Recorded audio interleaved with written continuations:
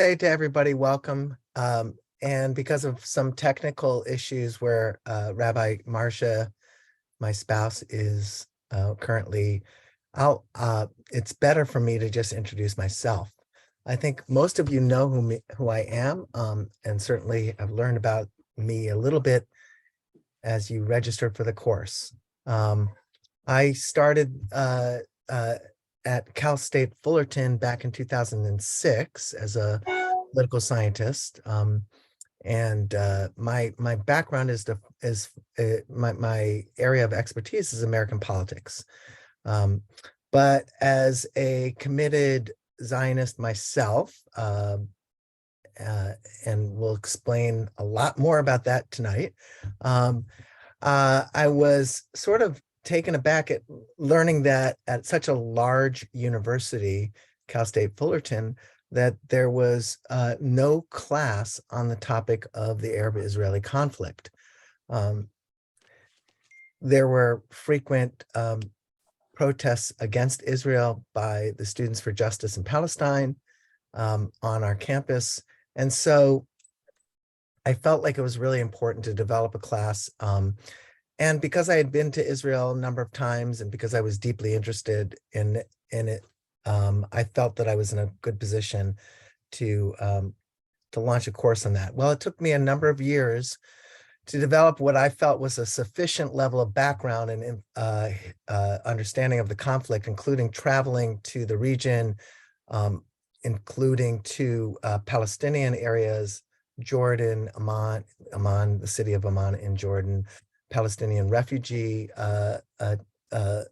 camps and cities in Israel, in the West Bank, Ramallah, Nablus, hearing from political leaders, from the Palestinian Authority, from business leaders, from Jewish political leaders on the left, on the middle, and on the right, including settlers. I got a really nice education, came back to the United States, and then read voraciously about this, developed a course. It took me another 4 years to develop that class. And the reason it took me so long is because I, as a political scientist, have always been driven by a commitment, not necessarily to objectivity, because it's impossible to be objective. We all have perspectives, biases that are oftentimes we're unaware of, but predominantly because but my desire to be as truthful and as full in my account of the politics of this conflict as I could be. I really wanted to be aware of course, the Zionist perspective and the development of that, but also Palestinian perspective. And so in that sense, I, really developed this class that you're going to be getting a version of this next 10 weeks in an effort to try to grapple with the full complexity of this conflict. And so what I want to do tonight is give you guys a quick overview of the class. Some of you were at my presentation for the Adult Learning Institute a week and a half ago. So some of this material will be, I'll be going over, you'll be hearing it a second time. But it's important for those who weren't there or taking the class to sort of get a sense of the approach that I'm going to be taking for the entire class, common themes, common approaches, and then I want to focus tonight on looking at the roots of the clashing nationalist movements, on Zionism and Palestinian nationalism, and that'll be the focus of tonight's class, and we'll have some time for discussion, questions as we go. So, all right, so let me, I'm going to share my screen, as I oftentimes will do. I will have PowerPoints, which Rabbi Marcia says she will make available to everybody. Sometimes I'll try to get those to you in advance so you can see it. Hopefully everybody can see this. Okay, all right. All right, so I can't see it, but this is totally weird. All right. All right, getting too many signs on here. All right, so as you can see, I'm an associate professor of political science at California State University, Fullerton. And this course is entitled "The Understanding the Arab-Israeli Conflict." So, of course, anytime you talk about, as we were talking just before I started tonight, anytime you talk about this issue, you're talking about something that arouses a lot of passions, a lot of, no matter what happens there are conflicts over how it should be interpreted, right? Just think about how news coverage is, right? So, there's a lot of criticism of the American news media or British broadcasting. You didn't cover this correctly. You're giving too much attention to this. You're focusing too much on human rights violations by the by the IDF, by the Israeli Defense Forces, and not enough on, threat of terrorism, or whatever it is. There's always pro-Israel biases, pro-Palestinian biases. And then, of course, what are the views of Jews in the United States, Jews elsewhere, Muslims the world over? It can get really complicated. So my approach is to try to focus on all of it at once, right? And that's the approach we're going to take. And let me explain what we're going to do. We're going to focus throughout the semester on different understandings, different interpretations of what I think is a fair accounting of the historical record. So at every turn, right, we'll focus on critical junctures, which is the second piece of this, which is I take a developmental perspective. This is not a history. I'm not a historian. I'm a political scientist, but I really feel strongly that, in particular, this conflict and the politics of this conflict really needs to be understood historically, because it developed in a certain way and trajectory. And you're going to see some of that today when I start to talk about the differences in the development of Zionism or Jewish nationalism and Palestinian or Arab nationalism more generally. So this is 100 plus years in the making when we talk about the modern Arab-Israeli conflict, and history really matters here. The various narratives in the course that we're going to be looking at each point at the development of this conflict in different ways. In other words, through very different historical lenses. But the interest in history is shared, right?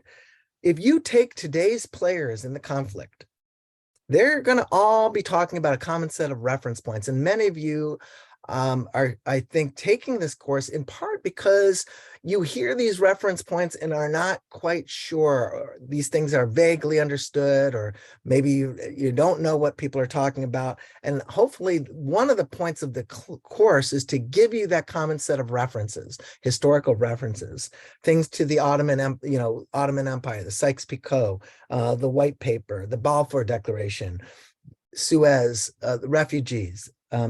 Those things resonate with the leaders who are, tasked with addressing this conflict politically and all the time. People are familiar with those things, and we talk about these as if they're contemporary, right? So we talk about Oslo, about 1967, as if there are for Arabs, for Jews, for Zionists, for Israelis, for Palestinians, these are relevant now.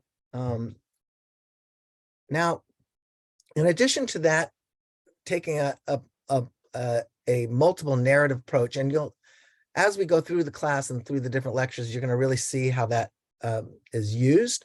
and I'll say a little bit more about it in a few minutes, and this developmental perspective, there are certain themes that are going to come up again and again and again.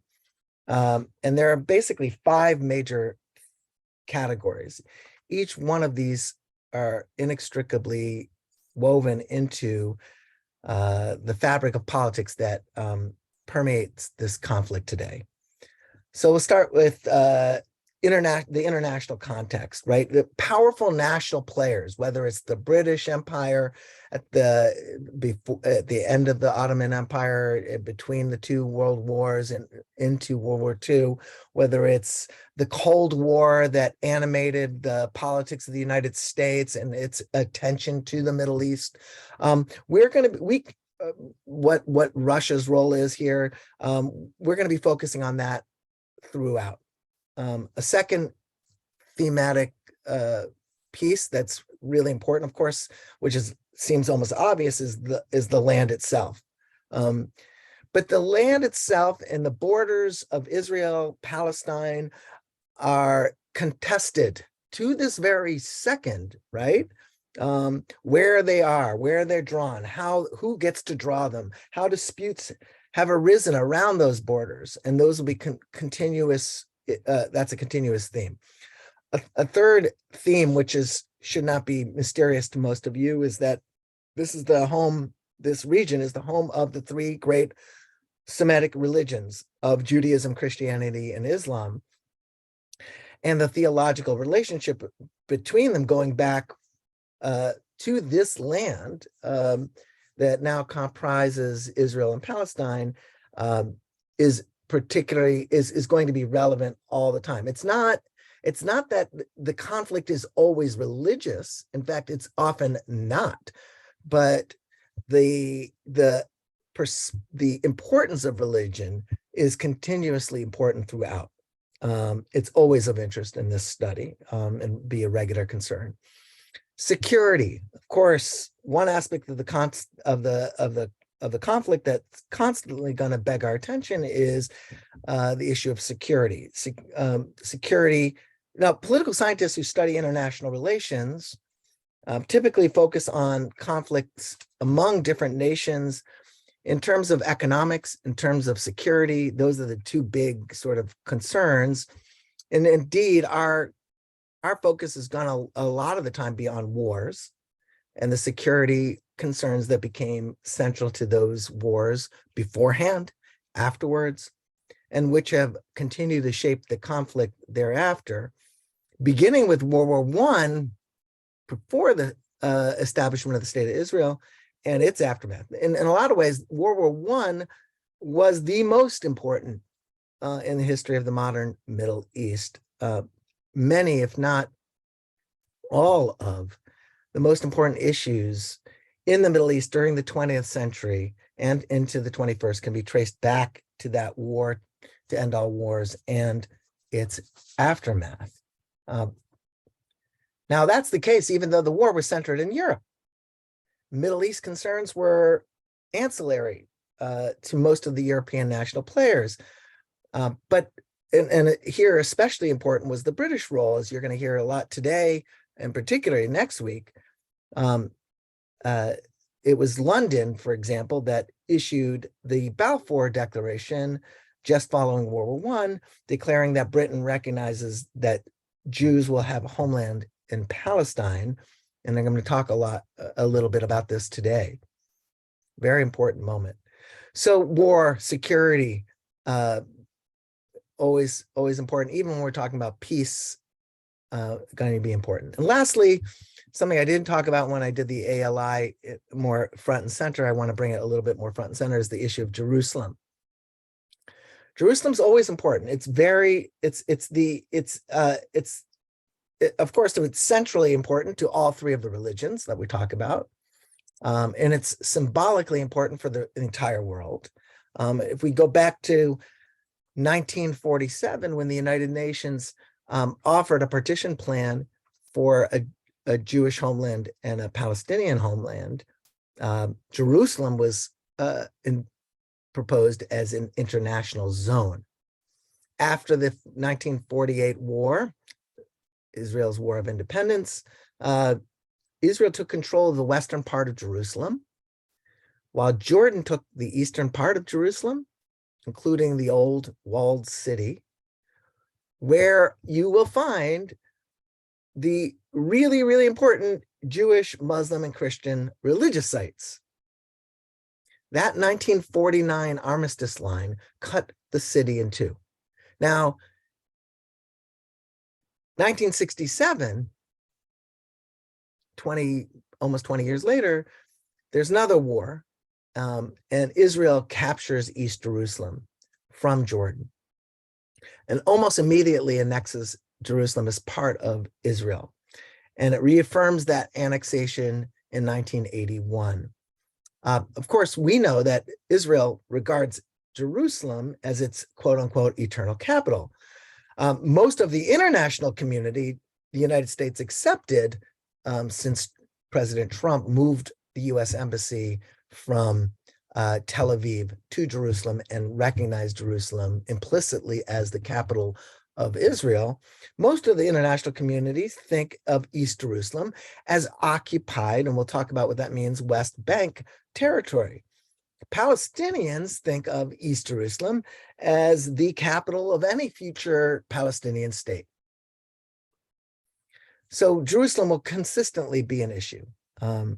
Now there are other forces at work here. Divergent nationalisms, which we'll get into in depth today. Imperialism, the Cold War, world politics, different in different times. Like you can just see that, when we talk about the Arab-Israeli conflict, we're not just talking about Israel. I'm pointing at it with my little pointer here.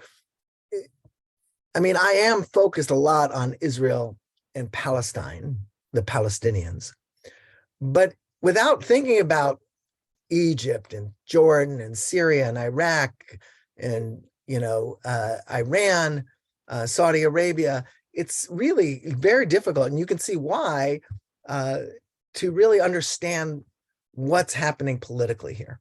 Okay, so we'll be addressing each of those. All right, so another issue we'll focus on is, I'm sorry, going back here, is the land itself, right? And here's a map of the modern state of Israel. I'm moving stuff around on my screen so that I'm sure you are too, so I can see my own maps. Somehow it looks a lot different when I don't have my own picture in front of me. So here you can see, this is the modern state of Israel, and you can see that there's all sorts of borders here. Here's the Gaza Strip bordering on Egypt and Israel and the Mediterranean. Here's the West Bank that we oftentimes hear about. You can see this little loop-de-loop around Jerusalem here. You can see how that really was constructed. Here's the Golan Heights in Syria. You can sort of see the map here as it is today. Another issue, of course, is religion, as I mentioned, right? And when we talk about religion, recognizing that Israel itself, the vast majority of Israel is Jewish, which is unique. It's the only country with a majority of Jews, and Jews are 70, 3/4 of the country. But that doesn't mean there's not diversity there. And I, as I said in my ALI talk on March the 6th, that, I was really taken. I was in Israel visiting my daughter who's there. And I was really taken when I was in Jerusalem at the racial, ethnic, religious diversity that is a part of that city.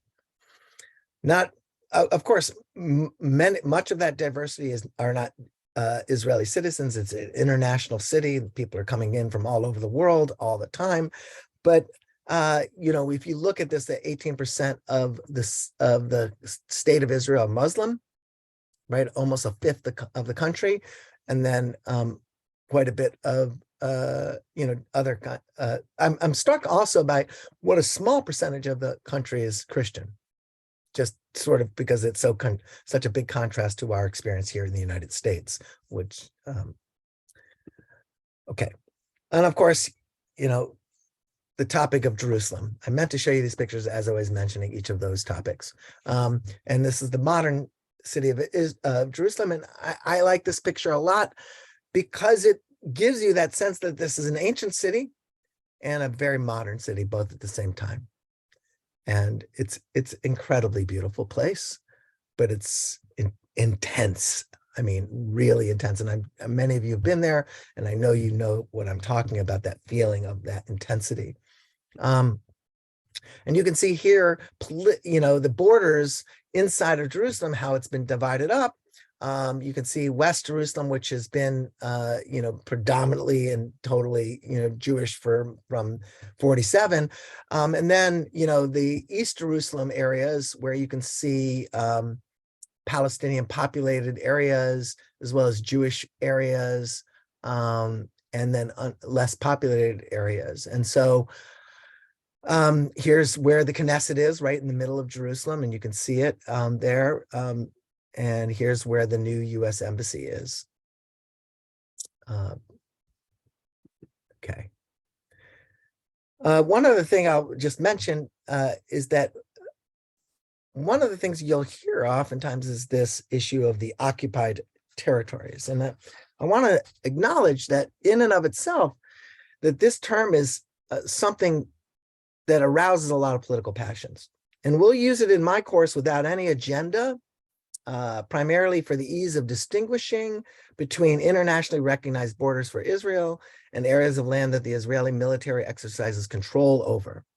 The West Bank and the Gaza Strip became distinct political units as a result of the 1949 armistice agreement that divided Israel from the other parts of the Mandate Palestine.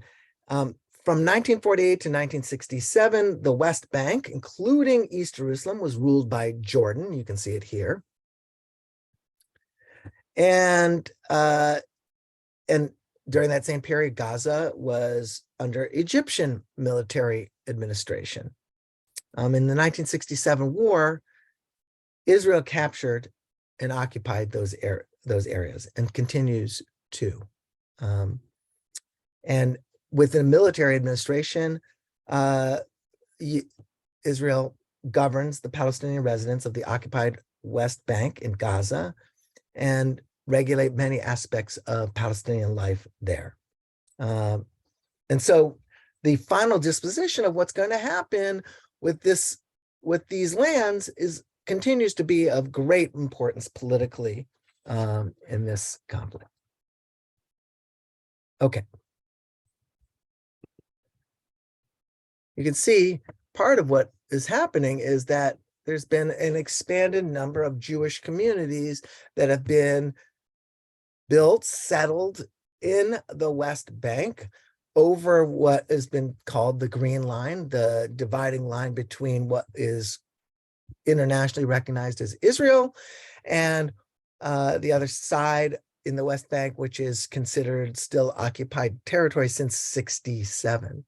And you can see that the number of Jewish settlements has multiplied. And we'll talk a lot about that later in the course as well, particularly when we get to 1967. But this creates a lot of anxiety among people who look at the potential for a two-state solution, that returning the West Bank to under control of a Palestinian state would be very challenging, given the fact that you have all these communities, these little triangles that are Jewish settlements. And of course, the current Israeli government wants to expand, or has at least said it's going to continue allowing the planned expansion of Jewish settlements in the West Bank. I don't know how many things have been planned already, but that's where they're at. They have said, under pressure from the Biden administration, that they will not greenlight any new plans for settlements, but that doesn't mean that the ongoing plans won't continue. Okay. So just wanted to lay that out, and I'll just show you a couple of things before I get into the topics that I want to get to tonight. I'm mindful that I have a lot of material I want to go through. So that's why I'm going so fast here. But so our sessions are going to start tonight with looking at two peoples, one land, right, which is the fundamental issue. And we'll think about where does this idea of two peoples come from, and we'll think about the origins of Zionism and Palestinian nationalism. Next, we'll look at this formative period between the fall of the Ottoman Empire all the way up to World War II, right on the cusp of the 1948 War of Independence. Israel calls it its War of Independence. Palestinians call it a Nakba, a great catastrophe. We'll talk about that in a few weeks on March the 26th. So that first part will sort of lay the groundwork, the founding of Israel, ideas that are at the core of it. In the second part, we'll look at the wars. The two big wars, 67, 73. In talking about this, there'll be other smaller wars that I'll also bring up. 1956 Suez War. We'll talk about wars with a war of attrition with Israel and Egypt after the 73 war, prior to the Egyptian Israeli peace treaty. But these two wars in particular are going to be really critical for us to understand because they leave a very important imprint on the politics of this conflict. And of course, as I said, everything we look at, whether it's 1948, whether it's 1967, whether it's 1973, will have a chance to discuss what are the different perspectives on these events that the Zionists bring to it at the time and afterwards, and also how Palestinians think of it. And in the case of, these wars, Egypt is incredibly important because they're major antagonists with Israel, our enemy at those times. So we fought these wars with Egypt. It'll be interesting for us to think about what Egyptian leadership and people were thinking as these conflicts erupted and how they got settled in the end. Then we turn to efforts to make peace. We begin with the Israeli-Egyptian peace agreement, and we look at the eruption of the Lebanon War. So even when we're talking about peace, we're talking about war. Then we look at the emergence of the 1993 Oslo Accords, which is many people say is the closest we've ever come to having a true peace, a two-state solution for Israel and Palestine. And we'll look at how that emerged, the importance of the First Intifada, and then we'll take a look at its unraveling, right? So efforts to create peace, but its unraveling, failure of its final status negotiations under the Clinton administration and into the George W. Bush years. And that's when we'll look at the last piece of the class, which is to take us up to the present time. We'll start with the second Intifada, which is way more violent than the first. Its implications, repercussions, the rise of Hamas, Hezbollah, non-state terrorist actors as major players here. Not to say that the PLO wasn't a terrorist actor much earlier, or that the Irgun itself wasn't, and the Stern Gang weren't terrorist actors, but we'll really look at those forces. Then we'll turn to the contemporary period of the Abraham Accords, the Trump so-called peace plan, which failed, Kushner peace plan, the movement of the embassy, the U.S. embassy. And then the last class, we'll look at the potential, the viability of a two-state solution, given everything we've learned. There'll be a lot of discussion here. We'll look at proposals for a one-state solution, for a two-state solution, and we'll be able to discuss, looking back at what we've learned, how do we see the potential where are their options to move forward in a peaceful direction? Where are the obstacles? So that's kind of an overview of what we're going to be focused on. As I said, my approach is to emphasize multiple narratives, and I'm lucky to have this book to draw upon, which is called Arabs and Israelis. There's a second edition. I recommend that you get it and do the reading. You don't have to at all. I will cover the reading, but I just can't cover everything that's in it. It's an extraordinary volume. I say that because it's written by three leading scholars of the Middle East politics. Shai Feldman, who founded the Crown Center for Middle East Studies at Brandeis University, is an Israeli scholar. Abdel Manem Said Ali, an Egyptian scholar who's also a fellow at the Crown Center, a professor of political science in Cairo, and Khalil Shikaki, a leading pollster and professor of political science, Palestinian. Each of these authors contribute equally to the writing of this volume. They agreed on a set of facts in terms of the historical account, and then they provide their own best version of their national or narratives, I should say national narratives, okay? And each one of them, they explicate in each one of these episodes, whether it's 1948, 67, 73, Oslo, each one of these will provide you with a Zionist interpretation, a Palestinian interpretation, a other Arab nations interpretation. I say other Arab nations, meaning it depends on what year we're looking at, but whether what's important is Syria or Egypt. They're differing interpretations, they're differing explanations for what happened and why it happened that way. Why did these peace efforts fail? Why did they succeed when they succeed? Why do we go to war? Why, right? All those things. Each one of these groups looks at it differently.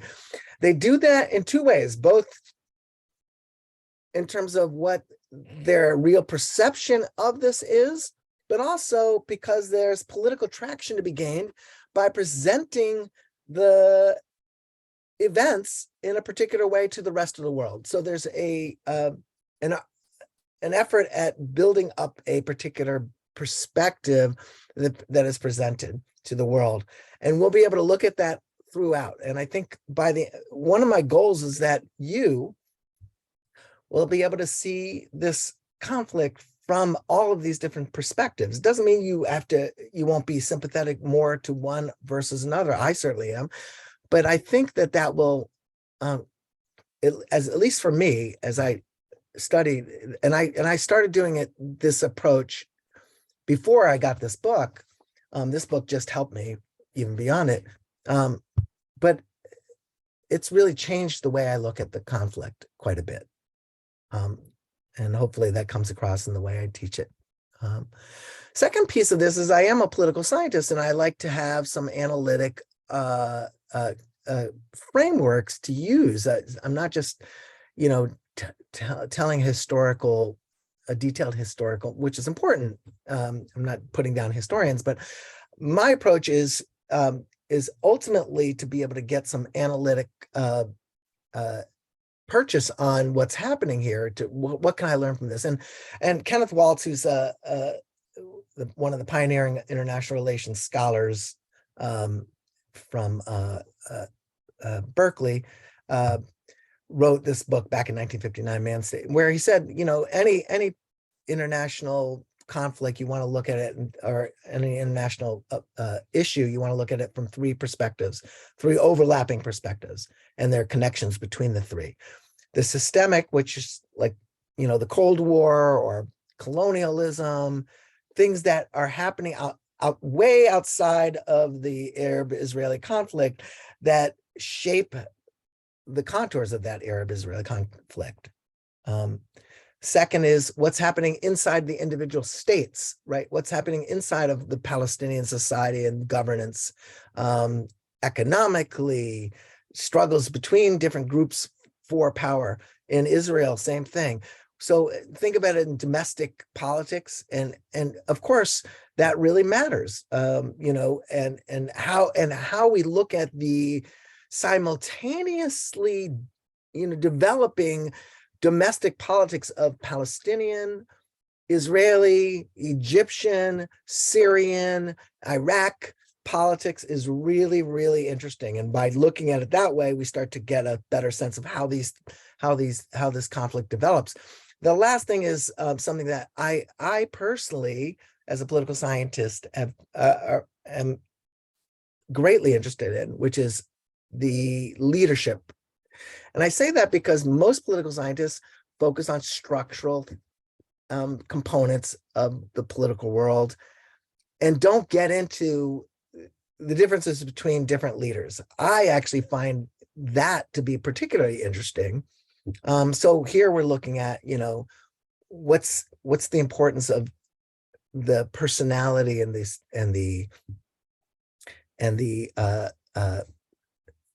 passions and the skills of somebody like David Ben-Gurion or Chaim Weizmann versus Sharif al-Husseini or Nasser, or for that matter, Jimmy Carter or George W. Bush, or any of these individuals, or Ariel Sharon.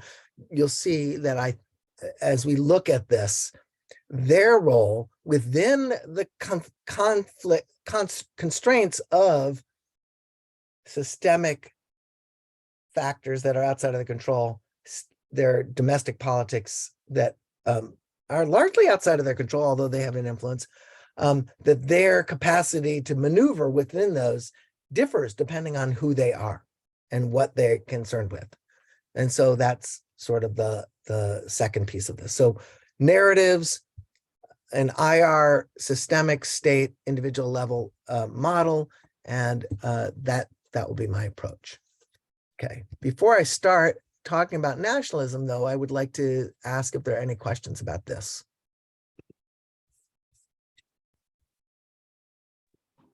And you'll have to unmute.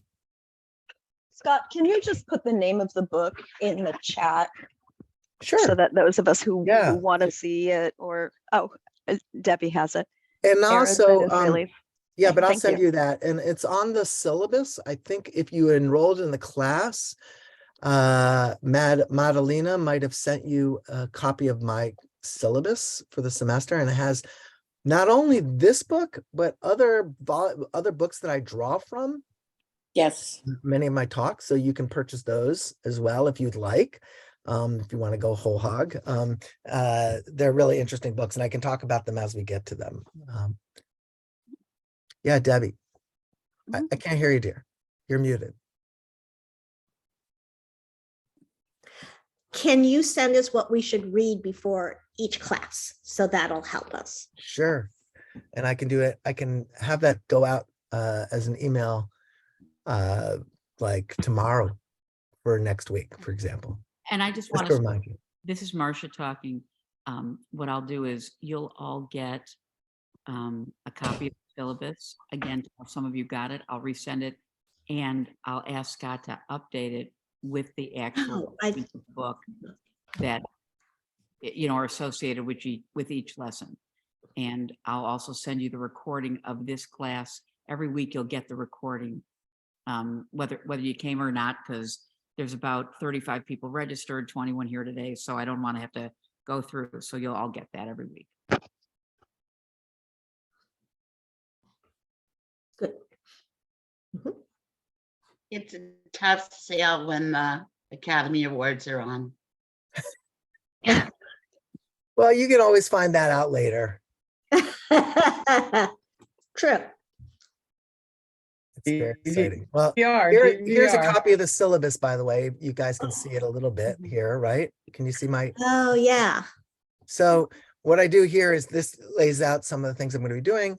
And you can see here's a link to the book. If you want to purchase it. Here's a link to My Promised Land by Ari Shavit, and another book by Rashid Khalidi, The Iron Cage, a Palestinian scholar. So those are the main things. And then what I do, for example, here's tonight, there's no reading assigned, but then next week, you'll see here underneath the date, there's the textbook author, chapter 1. And then from Ari Shavit, I recommend you read chapter 2. And from Rashid Khalidi, chapters 1 and 2. I should have said chapters 1 and 2 there. Scott, Okay. can you put a link to your syllabus in the chat, or is that not possible? Well, it's a file, so I don't know. I can try. Yeah, let me get going, and we'll make sure that everyone gets this. Okay. The syllabus was in the email that he sent out. Okay. Good. All right. All got. So we could use it again. I will try it again. I will try. I don't want to waste time trying to figure out how to do it, load up a file into a chat right now, because I have so much to talk to you about. Oh my gosh, I have so much to tell you. All right. Let me go on.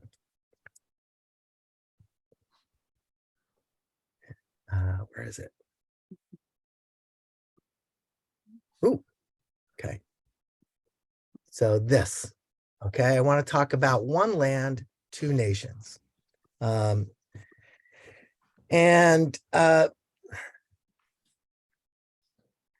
Today through the end of next week, really, I'm going to be talking about the birth of the Arab national movement, its later offspring, the Palestinian national movement, and Zionism. That's going to be tonight. And I'm going to be looking at their evolution and the clash of these movements from their inception to the end of the 19th century up to and including the First World War and its aftermath, all the way to World War II, is going to be the topic of next week. But first, I want to sort of just get on this. And the focus will really be between tonight and next week is on the relative success of the Zionist movement and the failure of the Palestinians to contain it. When I'm talking about Palestinians, I'm talking about Palestinian Arabs. Now, the background to the emergence of these two movements is one of the most important historical developments in 19th century Europe, which is the rise of nationalism. So we'll talk about Zionism, its early development, Arab nationalism, Palestinian nationalism in its earliest development, and then we'll have a chance to have a discussion, I think, as a group about how we might see these various nationalisms politically today. And then I'll try to give a little brief preview of next week's class. I probably won't have time for that, but don't worry about it. Okay. And this is what we'll be doing over tonight, talking about the decline of the Ottoman Empire, the rise of nationalism in the Middle East. Next week, we'll talk about the imposition of the British Mandate, waves of Jewish immigration to Palestine, resulting conflicts before the founding of the State of Israel between Jews and Arabs, between both the Jews and the Arabs and the British. I'm sure Jason Fetty will love that. The attempts to address both of those conflicts through diplomacy.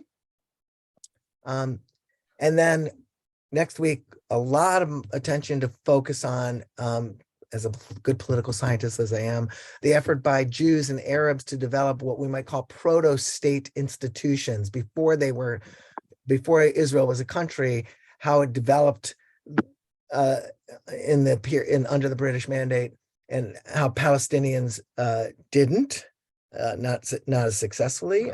We'll talk about what happened there, and then as this conflict started to escalate, there were efforts to resolve it through partition plans, several of them. And then we'll end next week with looking at the Holocaust and the UN partition plan of 1947 as the precursor to the war of 1948. So that gives you just sort of a foreshadow of where we're going. So the rise of nationalism was really important at the end of the 19th century in Europe.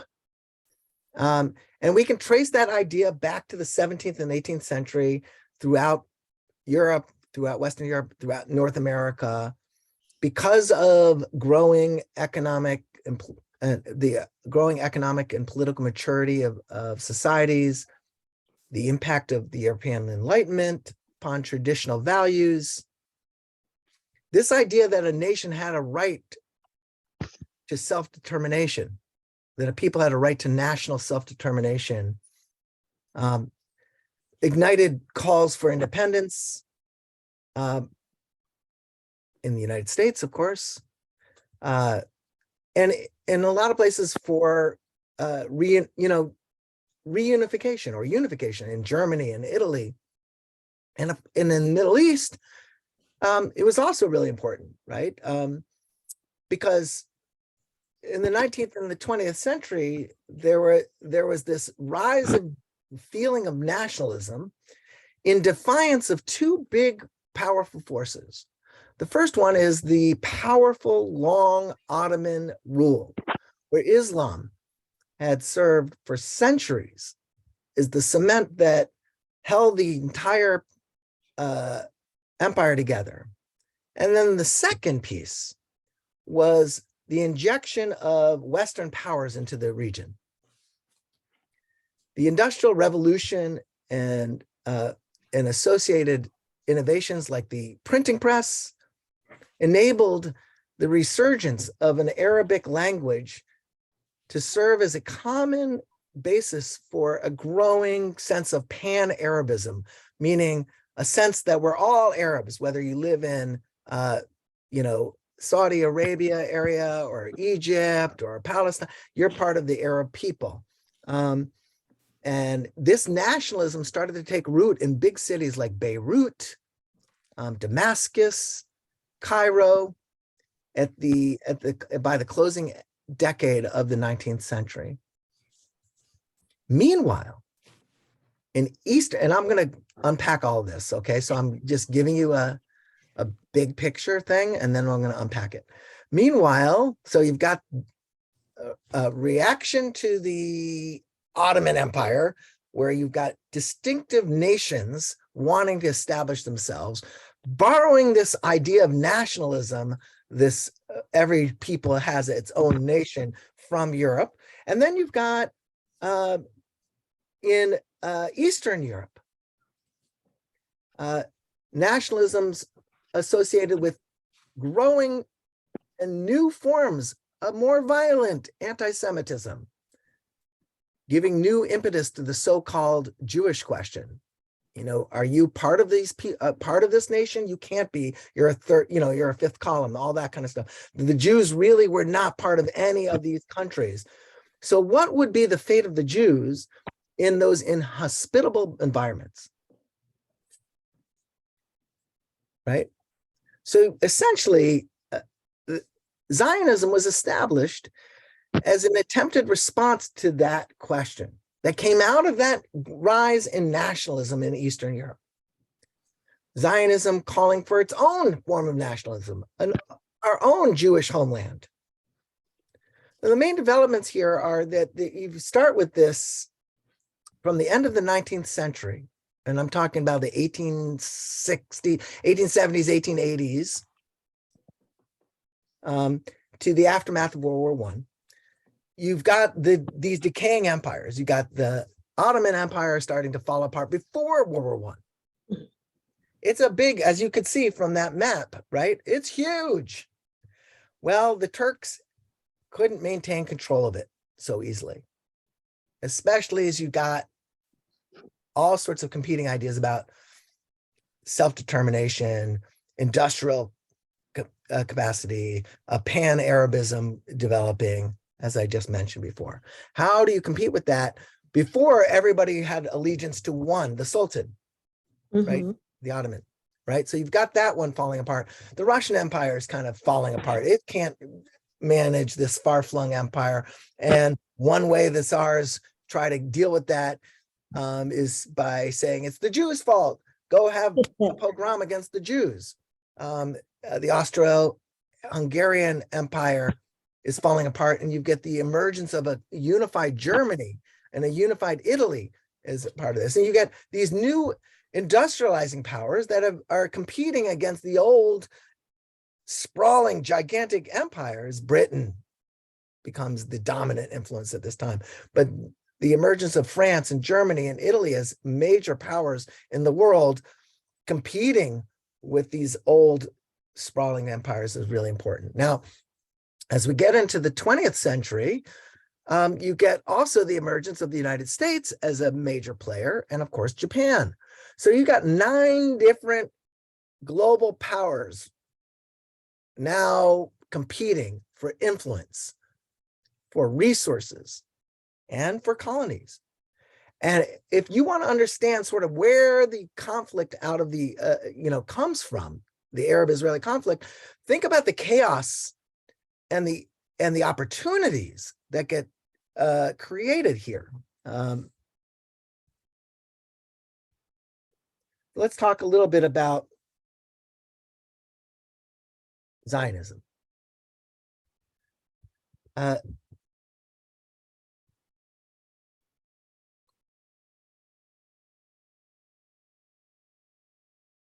What is Zionism? What led to its rise? First of all, first thing to pay attention to is that Zionism is fundamentally a secular movement. Modern Zionism is. So I want to come, yes, I see a question. I know you're not Stacia, so go ahead. Hey, Scott. I have a question. Maybe I'm jumping ahead a little bit. When was oil discovered in the Middle East, and when does that play a role into this when the British coming in? It's very important. It doesn't really become important until late in World War I. Okay. Which is interesting, because I'll say why that's interesting right now, because Jerusalem and Palestine wasn't all that important to the Ottomans.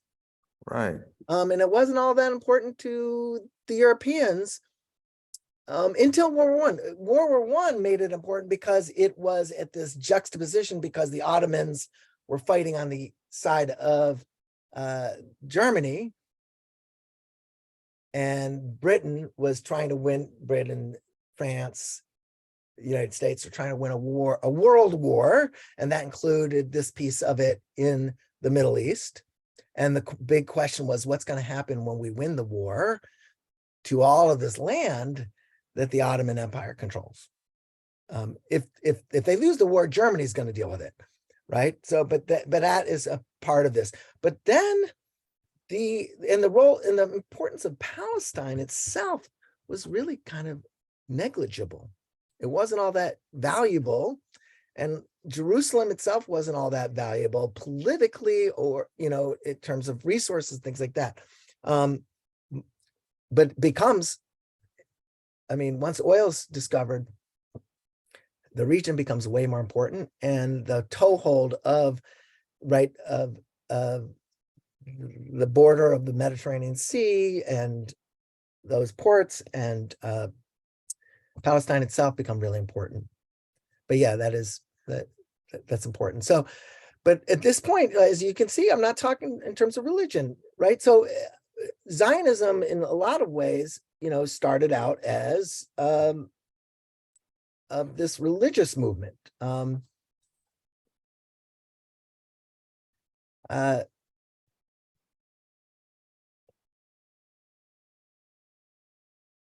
I think I just printed up all the wrong notes.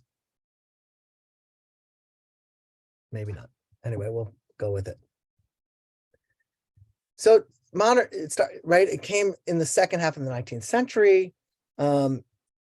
after Tsar Alexander II was assassinated, there were some very ugly pogroms in southern Russia and the Ukraine from 1881 to 1884. You may have heard of the pogrom Kishinev, when 45 Jews were killed and many, many more were wounded. In 1905, over 800 Jews were killed in Russia in just over 2 weeks. So it was pretty, these were the Tsar's answers. The pogroms were the Tsar's answers again to protest against his rule, right? After the Jews were said to be inciting revolts, and a lot of monarchist supporters were turned against the Jews, and this resulted in a lot of deaths.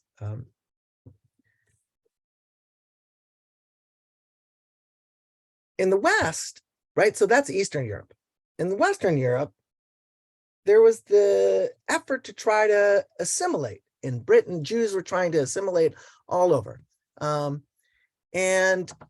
in a lot of countries, because of the Enlightenment, like Britain and France, Jews were able to own land and own property and become more part of society, but never really. So there was a lot of anti-Semitism, but there was also these competing ideas from the Enlightenment about equality and about that really led European countries in the West to try to start to open up a little bit. But then, and so in that context, right, Herzl was a journalist. Theodor Herzl, who was the father of modern Zionism, was a journalist, non-religious Jew, writing, covering the Dreyfus affair in Paris. And what is this is the Dreyfus affair, right? A really important issue that emerges, right?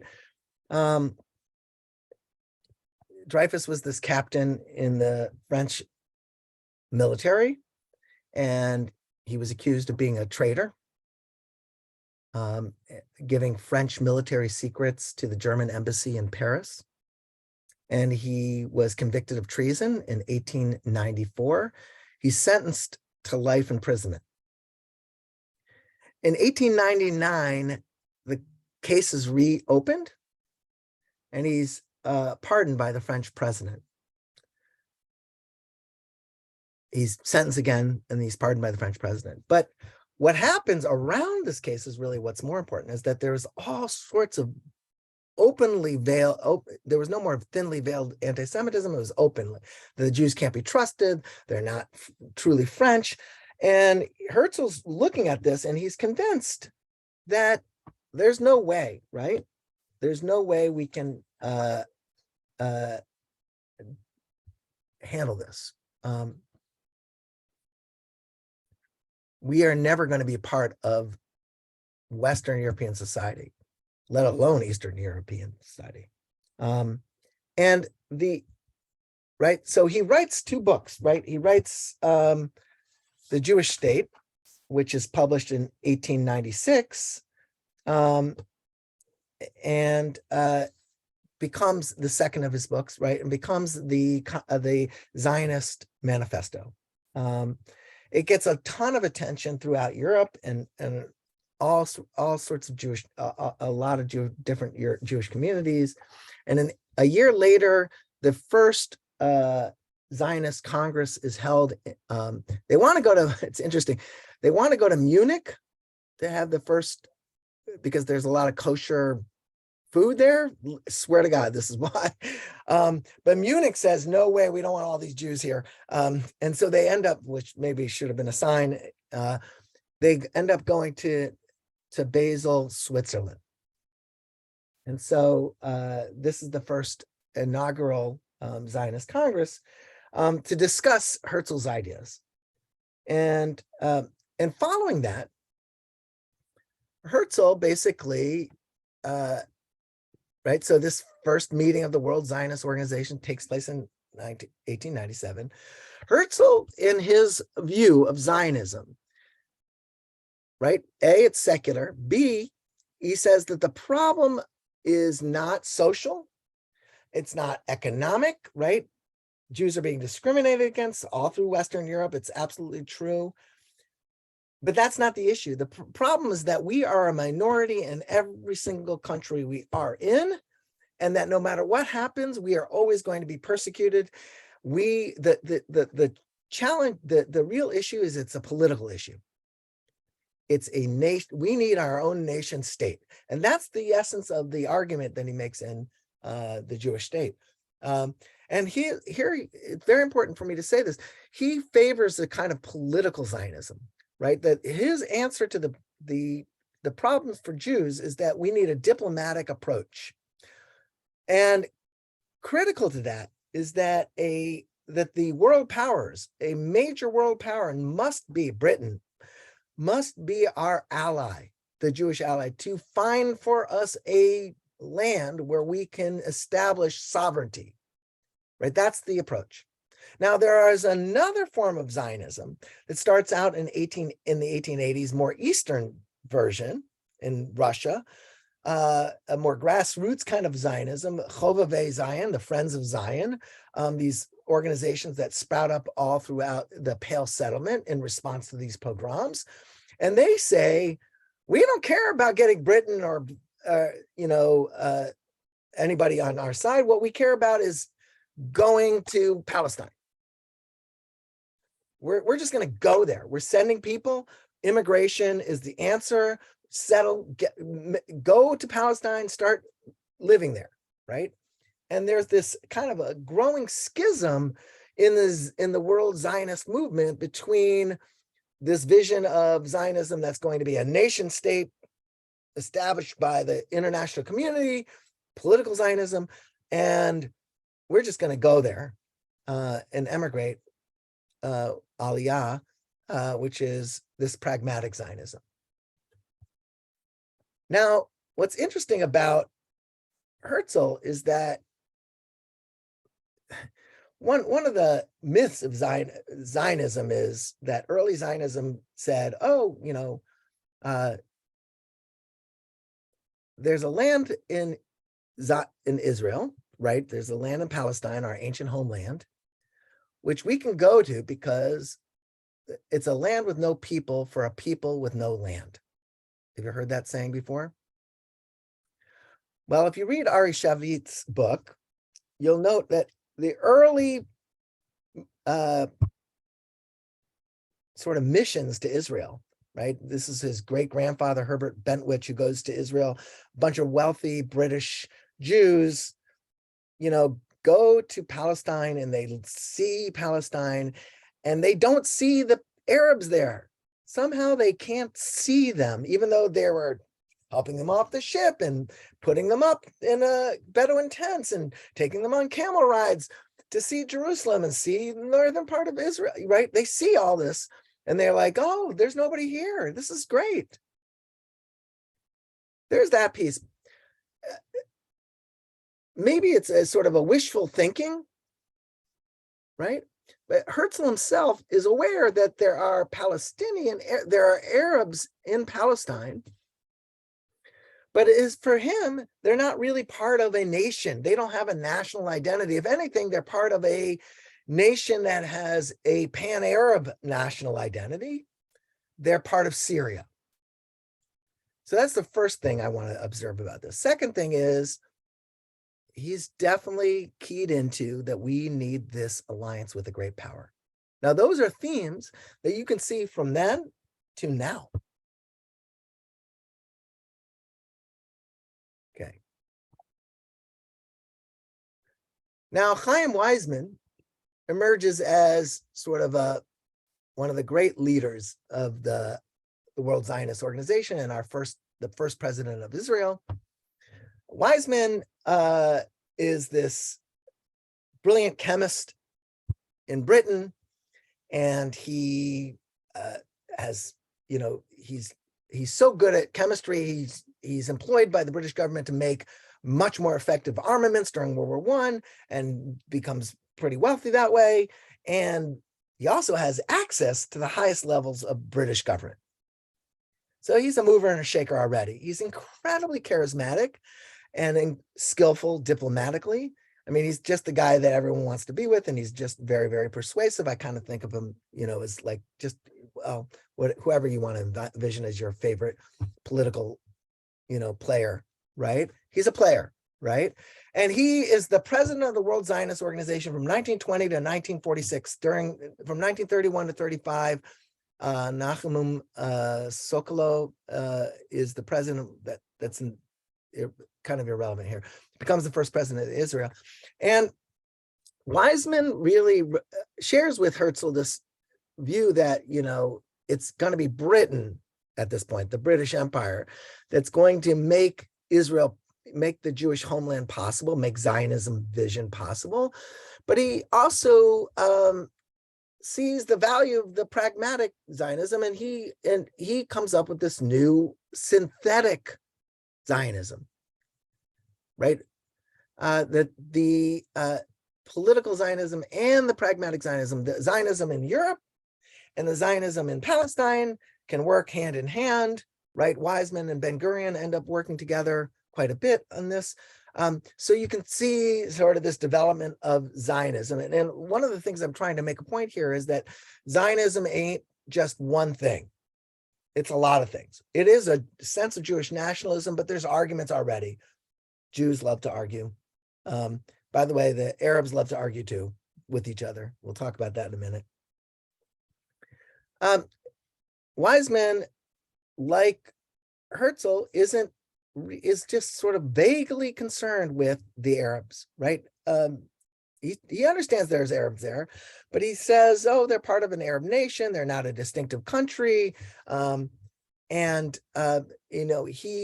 goes and he tries to persuade other leaders. He puts his money where his mouth is, and he's going around to other leaders. He goes to the Pope. He goes to the Sultan when the Ottomans were still in power, and he's trying to negotiate for some, and here's you can sort of get a sense of how diplomatically intelligent he is. He says, we need to be looking for Palestine as a national home of the Jewish people rather than a Jewish home in Palestine. I'm not going to talk about a state yet because that's way too radical and we're going to alienate all of the leadership we need. So that's what he's looking for, is this thing. By the way, I will say this other thing. When in my previous slide, sorry,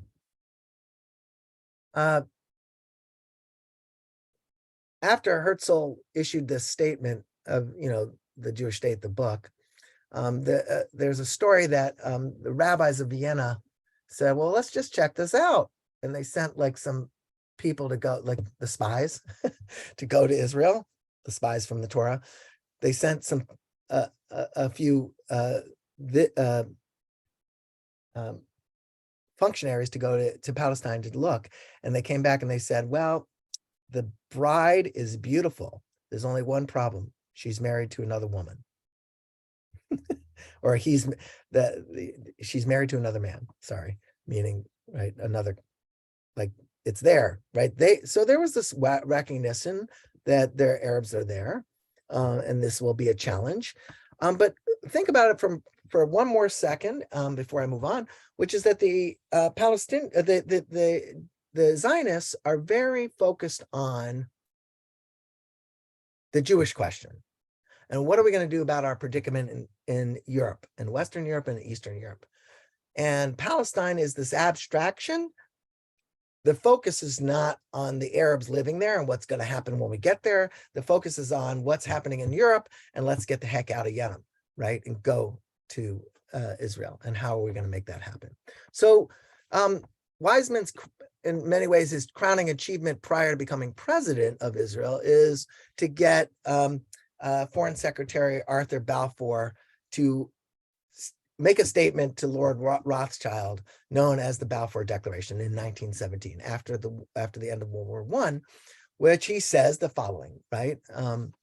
His Majesty's government views with, I should say views, with favor the establishment in Palestine of a national home for the Jewish people, and will use their best endeavors to facilitate the achievement of this object.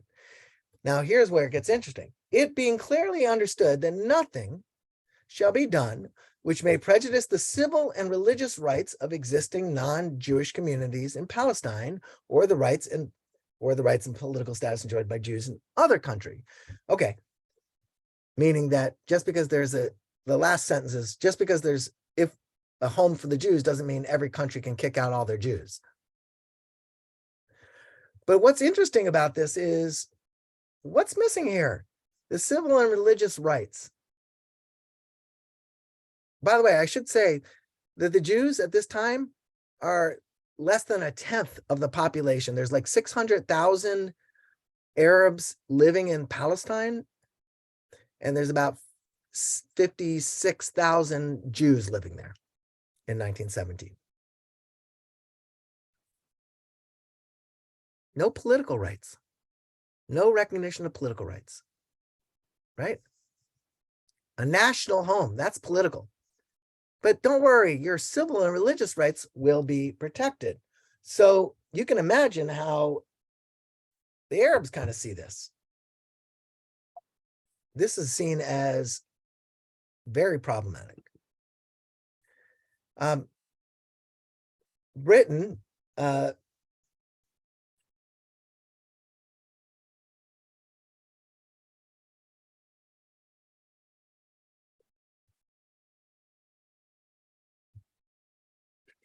sorry, lost my place in my notes. Okay, so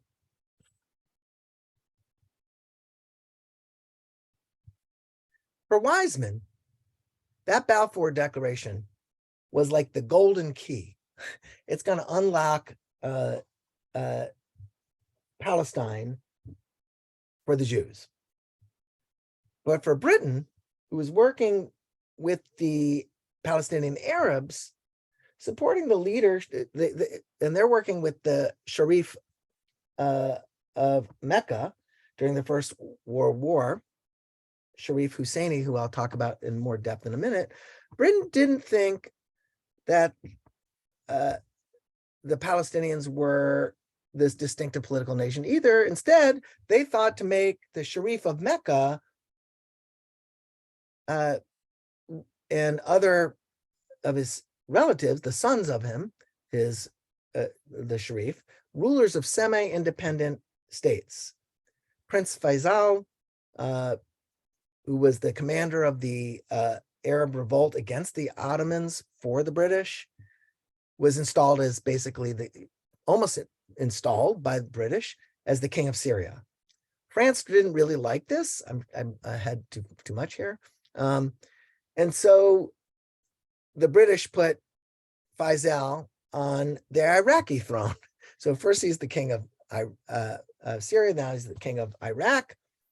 Abdullah, his older brother, is appointed the ruler of this new country, Transjordan, which you can see here, which Britain creates in 1921 and becomes basically, along with Iraq, which you can see this sort of the little edge here, the two pillars of the British Empire in the Middle East.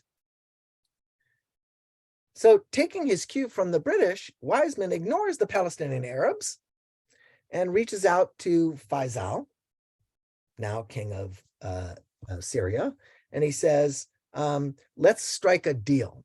And he gets Faisal to sign an agreement with him. Here he is, Wiseman and Faisal. And in 1919, the president of Syria, the king of Syria, signs this endorsement of, basically the endorsement of the Balfour Declaration. And that lasts about 5 minutes. It ran totally counter to public opinion in the Arab world. Faisal, first of all, had no right to sign an agreement affecting the Palestinian Arabs.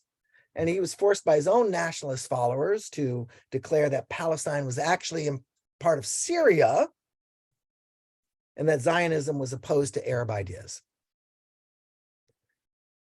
What this ends up doing is it makes Zionism into an ally of British imperialism in the Arab world. Let me say that again. Zionism becomes, in the views of the Arabs, an instrument of British imperialism. And from their perspective, from Arab nationalist perspective, Zionism is an obstacle to self-determination. It's just part of colonialism. And it doesn't help that in 1918, from 1918 to 1920, the Zionists have a maximalist interpretation of the Balfour Declaration. They wanted international recognition of a Jewish claim to Palestine, and they wanted the Jewish national home to stretch across both banks of the Jordan River. Weizmann said, what do you want? What do you mean by having a national home? When he was asked this, they asked him, like, what do you mean by having a national home? And what does that mean in the Balfour Declaration? And Weizmann said, quote, to make Palestine as Jewish as England is English. He was careful always to never say, so here's Sharif Hussein al-Husseini. He's careful to never say, I'm talking about a nation state.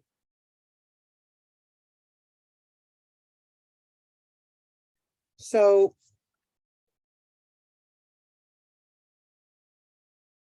Sharif al-Hussein rejected all compromises with coming from the British. And I'll talk about that next week in some detail. But it's helpful to understand the emergence of Arab nationalism and its clash with Zionism. Sharif al-Husseini basically instigates riots and disturbances against the Jews and a full-scale revolt in 1936 to 1939, not just against the Zionists, but against the British and Jewish leadership in Palestine. Weizmann was wrong that he thought that the British, that their interests would always ally or parallel the interests of the Zionists.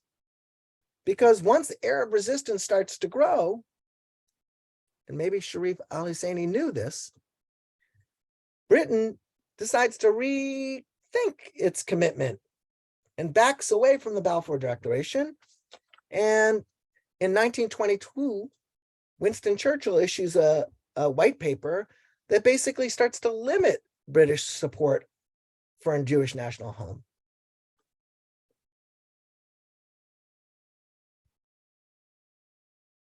Meanwhile, voices were being raised about revising the official policy of the Zionist movement. And here's Zev Jabotinsky. Jabotinsky was born in 1880 in Odessa, right? So not a Western European guy. And he's a journalist in Rome. And he's this brilliant speaker, orator, writer, and he immediately becomes a leader for the Zionist cause. In World War I, he convinces the British to form a Jewish volunteer unit, a set of Jewish volunteer units in the British Army, which is a big deal, and he serves in one of those in Egypt. In 1921, he's elected to the Zionist executive, and right away, he's fighting with Weizmann. Weizmann, who's a diplomat, and Jabotinsky, who's an ideologue. He resigns. He resigns in 1923 from the World Zionist Organization because he thinks that the WZO has caved in to the 1922 British white paper that I just described, that they're still trying to make peace with the British. And it's clear to Jabotinsky that the British have decided to back away from the Zionist cause, that they have given up on Palestine. So he strongly opposes the partition of Palestine. And he's basically, there are two big principles, right? The territorial integrity of Eretz Yisrael over both banks of the River Jordan in the original borders of the Palestinian Mandate. And secondly, immediately declaring that the Jews have a right to political sovereignty over all of that area. And he says basically, and I'm not going to spend a lot of time doing this, I could say a lot more about Jabotinsky. He's very compelling. He says, look, he's a realist. in the sense of political science about international affairs. He said, look, the Arabs are not going to respect, like any other people, he says, the Arab people who live in Palestine are indigenous to that area, are going to resist being colonized. We have two choices. We can either back off and say we're not going to go there, or we've got to actually have an impenetrable iron wall of military power that cannot be resisted by the Arabs that live in that area to establish a Jewish nation. If we don't do that, we're just playing games. We need this iron wall. And so he makes this argument. Now, the Chaim Weizmann and the Chovevei Zion and I haven't even talked about labor Zionists start to argue about how immoral this is. You're basically recognizing that the Arabs have a right to live there, but you're saying you don't care. You're going to just take over militarily. He says, look, from a moral perspective, in a second article that he writes, he says, from a moral perspective, Zionism is either moral or it's not moral. And if you're a Zionist, then you probably think it's moral, that the Jews need a homeland, that we deserve a homeland, it's our right, and that Palestine is, our ancient homeland. It's the most natural place for us to go. So he says, if that's moral to you, then the only immoral thing is to not have the wherewithal to stand up for our own rights and to go and establish ourselves there. Now, he's oftentimes misunderstood because most people think that this iron wall was an end of itself, in and of itself. But his iron wall was a means to an end, because he says later in both his articles that the goal is to prevent the extremists who say, no, never, the Jews can't come here, Zionism is wrong, it won't be tolerated. It's to tell them that they are not going to succeed and they need to give up, and to provide an opening for moderates to emerge. Once those moderates are willing to make peace with the Zionist project in Palestine, then serious negotiations can begin. And that civil, political, economic rights for Arabs in Palestine can be recognized, but only after the iron wall established makes it clear. So you can see elements of this today, I'm sure. And then, of course, there's labor Zionism, which is, you're probably familiar with. This is the socialist kibbutz movement. It's agricultural. It's really important because big piece of this is that you have to be on the land and working the land. And one of the things is that, Arabs wanted to work on these big agricultural establishments that were there, but the Zionists said, no, we have to be the ones to farm our own land. This is part of what we have to do. We have to make that connection ideologically with the land as Jews, right? Now, the labor Zionism was less dependent on military force, theoretically, than the revisionists. The focus was much more on settling Palestine, on immigration, setting up these kibbutz communities. The Mapai party, which was led by the first prime minister, David Ben-Gurion, was sort of emblematic of this kind of labor Zionism. And labor Zionism and revisionist Zionism were pretty much diametrically opposed in terms of their tenor and their feeling. And I guess that's the other thing I wanted to, again, come back to, that Zionism has many facets and many different flavors. What's interesting is that ultimately labor Zionists will get to the point where they realize military force is going to be essential. They don't, how far away labor Zionists get by 1973 from revisionist Zionists, pretty darn close. Okay, in 5 minutes, let me just say a couple things about this, and I will develop this much more fully next week as we start. So I'll have time to do it. So for what's interesting about Arab nationalism and Palestinian nationalism more in particular is that it's much less well defined at this early period. As I said before, the Ottoman Empire was sort of the dominant influence in the region for a long time. There was the concept of a nation state was very kind of remote for the leadership in the Arab world.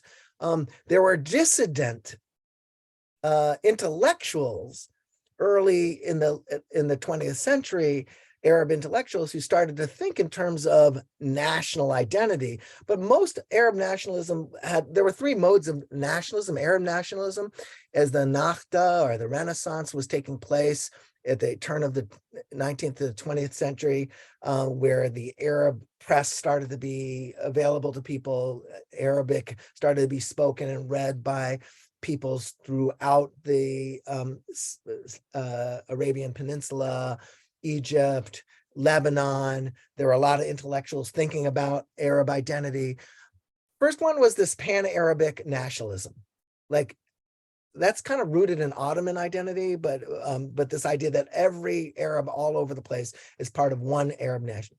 Then there's this anti-colonialism that emerges at the turn of the 20th century, where Egypt and Lebanon and Algeria, Arabs in these places developed their own anti-colonial movements in favor of their own national identity, Egyptian identity, Lebanon identity, Algerian identity.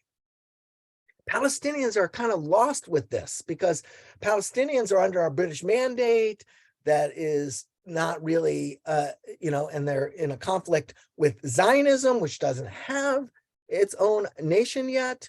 So there's a confused sort of a lagged development of Palestinian nationalism relative to Egyptian nationalism, for example, in the 1890s and early 20th century, in part because they weren't clearly occupied by a single colonial entity. That Zionism was this competing agent of colonialism from their perspective. And then there's this idea of Islamic nationalism. The Ummah was this idea that, if you're Muslim, wherever you are in the Arab Peninsula, you're connected to each other. It's very similar to Arab nationalism, but it has a religious idea. And so this idea that the Jews could be in an Arab Muslim land, right? This in particular becomes also fuel for the development of a Palestinian nationalism, but it's very inchoate. So Palestinian nationalism doesn't develop early on as a national identity in the same easy fashion that Egyptian national identity, and certainly not the same as this idea that Zionism says we're going to go to here and we're going to set up a national government in a national home in Palestine. The Palestinian people who were living there for hundreds of years were much more attached to sanjaks, which are these neighborhoods or cities, Jerusalem, identified as part of the Arab nationality or as a Muslim, but having a Palestinian national identity, that was being developed by a number of dissident intellectuals in the early part of the 20th century, in large part in response to the emergence of Zionism. So Zionism. Scott. Yep, I know I'm done. No, but just real quickly though. Yeah. So there have been Jews and Palestinians living in this area for thousands of years. What did the Arab Palestinians before they were Palestinians call themselves when they were under the Ottoman? They didn't call themselves, nobody called themselves Syrian? anything. They Did they called call themselves What? Ottomans. They were part of the Ottoman Empire. Everybody was part of nobody called themselves Egyptian or Lebanese either. This is a 20th century feature of at the end of World War I, really, where the British. There have been Jewish people living in those areas from the whole time. What did they call themselves? Exactly. Jews were living in Jerusalem. They were living in Palestine. They were living in the promised land. What and did they call themselves? We're Jews. Jews? Jews. We're They not were Dhimmi. Ottoman? They had no. They were part of the Ottoman Empire. If you didn't play by the rules of the Ottoman Empire, you were not going to live, right? So they had what they called Dhimmi status, Dhimmi, where Jews were permitted. And it was interesting. The Ottoman Empire had a much better relationship with Jews than they did with Christians, and the Arabs who lived in that area had a much better relationship with the Jews than they did with the Christians. Christians were more numerous. The Jews weren't really there. They weren't all that religious. They were living in cities. They weren't in the countryside. And Christians were engaged in the Crusades and things like that. So the Christians were considered the biggest concern of the Ottomans, but the Jews who played by the rules and gave taxes to the Ottoman Empire and followed the rules, had second-class citizenship under the Dhimmi classification, were allowed to practice their religion freely, for example. But Scott, I just want to point out, and Michael Kafter was pointing out that in the papers about the Jews living there at those times, they were referred to as the Jews were the Palestinians, and the Arabs were the Transjordans of the time of that time, before there was the concept of a state. There are references. I think that's where Jim was going. Yeah, that's fascinating, and I didn't know that. I'm definitely not an expert on the Ottoman Empire. But the Transjordan thing didn't even happen until after the fall of the Transjordan's not becoming a country until 1921, and it's established by the Ottomans were defeated. That's exactly right, Jim. Right. So what happens is the Ottoman Empire falls apart, right? And now you've got all these Arabs trying to figure out, like, what's going to happen to the Ottoman area. The European colonial powers come. The European colonial powers come in, and they carve it up and they create these countries, which is what we'll be talking about next week. But the Arabs before that, and this is the important piece, have the sense of national identity. So even though it's not as defined as a Zionist or a British person, people living in Palestine who are Arab have a connection to the land, have a connection to their neighborhoods, have a connection to that culture that's there. There's all these cross-cutting ideas. Azuri, who writes The Awakening of the Arab Nation in 1905, he's a secular guy. I could talk about Muslim clerics who also write about it. But what's interesting is that they start to define a more well-defined notion of Palestinian national identity in response to Zionism. Mhm. As more Right.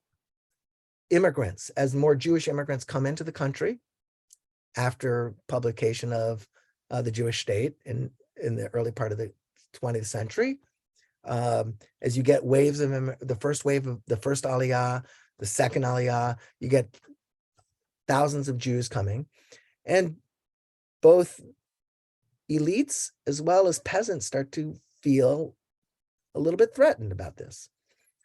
Azuri writes this pretty early on in 1905, in which he says the following, and we'll end with this and we'll come back to it next week. Two important phenomena of the same nature, but opposed, which has still not drawn anyone's attention, are emerging at this moment in Asiatic Turkey. They are awakening of the Arab nation and the latent effort of the Jews to reconstitute on a very large scale the ancient kingdom of Israel. Both of these movements are destined to fight each other continually until one of them wins. And then he writes, the fate of the entire world will depend on the final result of this struggle between these two people representing two contrary principles. So a couple of points I will make as I leave you, and we can discuss this in more depth at the beginning of the class next week. We'll start with this, is that there are current ways that we think of the land, right? Palestinians say, Zionism was, was really a European construct designed to insert Western control over Arab lands. European anti-Semitism led to Zionism, and all of that has to do nothing with us. And we were indigenous to the area. This is our country. This is our land. We've been here for all this time. Yes, there's little communities of Jews, but really this is Arab and Muslim land. That's the Palestinian narrative. Now, the Zionist narrative is that there was never really a Palestinian people there. There was an Arab population that was connected to Syria. We, on the other hand, have deep roots to our ancient homeland. Look at all of our literature. Look at our Torah. Look at our liturgy. We're praying to Jerusalem. We've been in Jerusalem, as Jim pointed out, all this time, in Palestine for all this time. We may have been small in the last 500-600 years, but we have maintained a continuous presence there. Two very different perspectives. And a lot of times you'll hear that, Zionism is just another form of settler colonialism. Therefore, it's illegitimate. And a lot of times you'll hear that Palestinians was just a made-up thing after the Jews got there. Then the Arabs said, oh, we're Palestinian. And both of them are really false. Both of them are really false, that there was a Zionism that was rooted in anti-Semitism and in Europe. It had nothing to do with British colonial imperial desires. It had to do with Jews' desire to be safe and sovereign. And there was the idea that there were no Palestinian identity. No, there was an identity. It was just not in national terms. But that there are these folks that were living in the area with deep roots of hundreds and hundreds of years.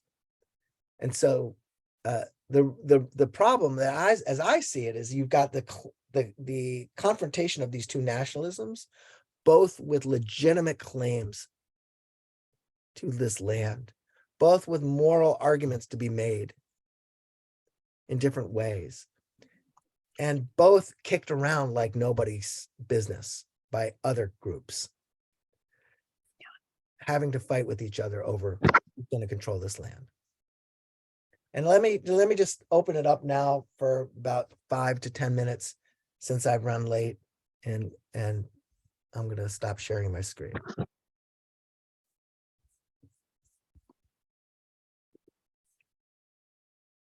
It's just, I think,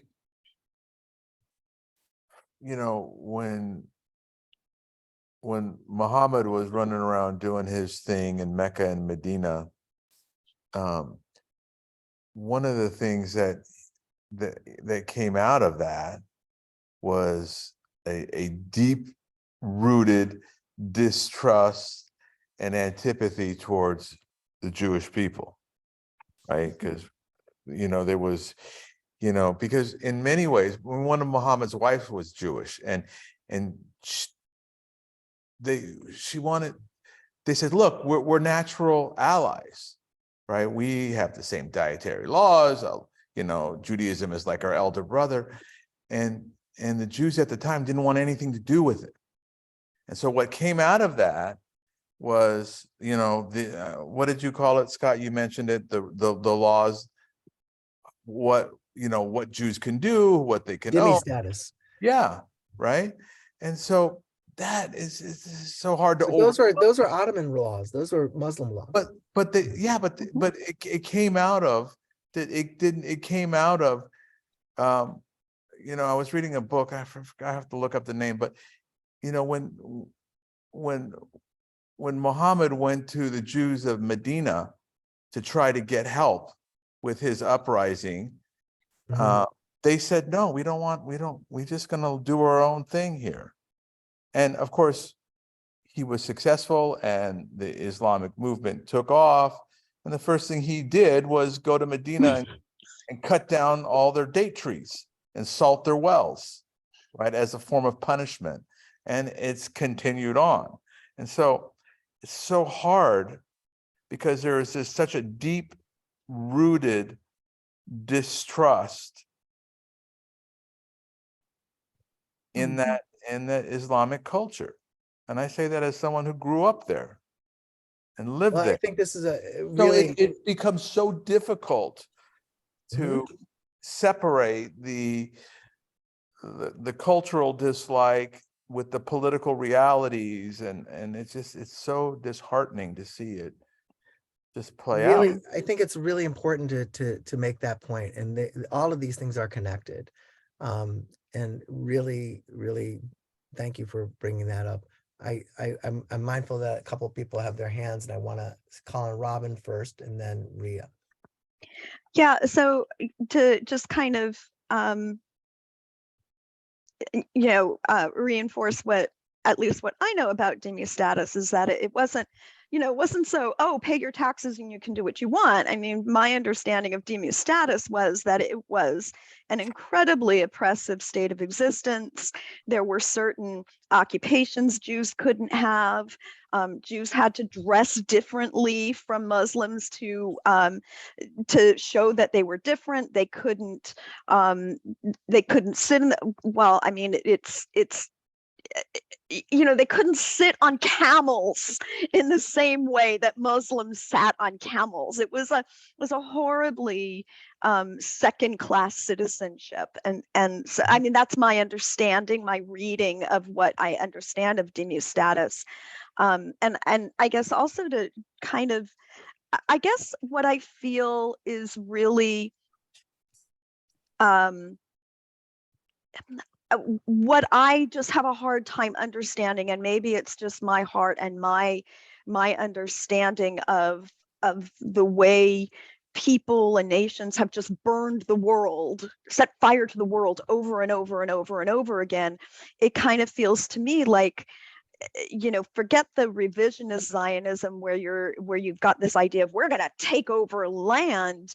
You have people who have been who are literally refugees from other worlds, they're literally being killed off. And so here you have refugees trying to find a place to move to, and what you have is an Arab nationalist response, which is they're going to replace us. And so when I hear that is the beginnings of how Jews come back to reclaim land, it sounds to me like we are once again becoming victim of the supremacy movement.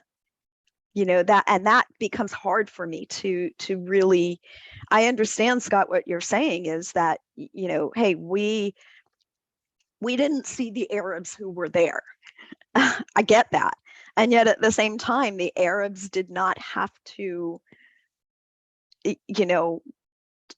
close their borders to refugees the way they did. Yeah, well, let me just say one other thing about all of this discussion, which I think that's a really important set of, first of all, I hear what you're saying, and we're getting like behind where I was and ahead of where we are, both at the same time, and I think that's really important. But let me just introduce this idea. There was definitely Islamic difficult problems that followers of Islam had with Jews in Palestine. Mm-hmm. But they were not the only group that was in Palestine. There were a lot of secular leaders, right? A lot of secular leaders, Palestinian notables, people who are big landowners, wealthy people in Palestine who really were less concerned about Zionism in the turn of the 19th to 20th century. They didn't think that the Zionists were a worrisome development, that they were not a threat to Arab sovereignty. It was only when it became increasingly clear that they were a threat to Arab sovereignty that that some of the national secular leaders, became involved. Now, the Islamists didn't have a lot of power. After the fall of the Ottoman Empire, those who were affiliated with the Ottoman Empire, remember, they lost the war. They lost World War I, they lost, right? So they lost their position, right? Those who were willing to sort of become sort of landowners and play ball with the British Empire stayed around, but those who were ardent Islamists weren't in a position of authority. They would become more important later on in the history of this, particularly in the 1970s, 60s, 70s. But so I want to just sort of say there's a complex society. There's a complexity to the way that Arab nationalism, Palestine is emerging. It's not just Islamic. It's rooted in and by the way, Christians were treated were seen as far more worrisome to Palestinians and Ottomans, to the Ottomans, than the Jews. And anyway, so I just want to point all those things out, which is not to say you're wrong or anything like that. I just want to have a fuller picture here. So Ria. I'm going to suggest, because we're getting some personal viewpoints, that as a companion piece to this class. A scholar discuss or teach about Arabs, the development of the Arabs, the relationship to Muhammad, the Islamic world, and you can go to the CSP webpage. You can start. They have all of these recorded. Susan or Rose.